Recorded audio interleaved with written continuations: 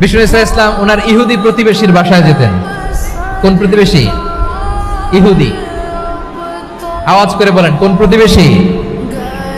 ইহুদি। এক ইহুদি কিশোর বিষ্ণু ইসলামের খেদমত করতে, ইহুদি ছেলে আমার নবীর খেদমত করতো, তারা ছিল নবীর প্রতিবেশী। তো অনেকদিন হয় ইহুদি ছেলেটা আসে না। বিষ্ণুনবী খোঁজ দিলেন, ঘটনা কি? একটা ইহুদি ছেলে না আমার খেদমতে আসতো, ছেলেটা কই? খোঁজ নিয়ে জানলেন ছেলেটা অসুস্থ। বিষ্ণু ইসলাম ওই ইহুদির বাড়িতে চলে গেলেন ওই ছেলেটাকে দেখা করার জন্য, ভিজিট করার জন্য। সুবহানাল্লাহ পড়বেন না? গেলেন, যে দেখে ইহুদি ছেলেটা মুমূর্ষ, জান জান যায় যায় ভাব, বিছানায় পড়ে আছে, তার বাবা দাঁড়ানো। বিশ্বনবী তার মাথার পাশে বসলেন, মাথায় হাত বুলিয়ে দিলেন, আর ছেলেটাকে বললেন, আসলিম, হে ইহুদি ছেলে, আসলিম, ইসলাম ধর্ম গ্রহণ করো।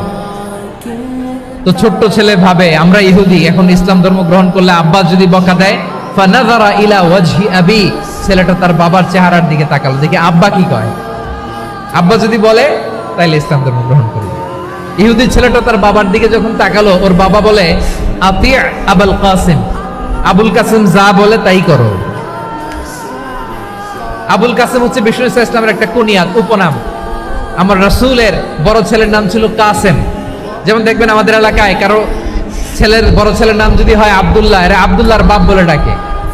কারো বড় মেয়ের নাম যদি হয় ফাতেমা, এরা কি ডাকে? ফাতেমার বাপ বলে না? তো বিষ্ণু ইসলামের বড় ছেলের নাম ছিল কাসেম। ইহুদি বাবা বলল, আতি আবুল কাসেম, আবুল কাসেম যা বলে তাই শোনো, মানে মোহাম্মদ যা বলে তাই শোনো।